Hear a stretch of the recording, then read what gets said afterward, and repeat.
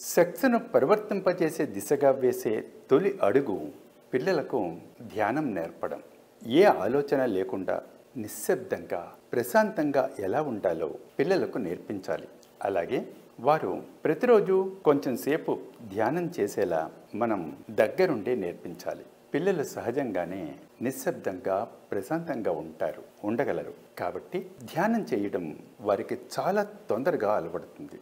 ఫలితంగా వారికి 14 సంవత్సరాల వయసు రాకముందే, వారు లైంగిక పరిపక్వత చెందకముందే వారిలో ఒక నూతన ద్వారం తెరుచుకుంటుంది.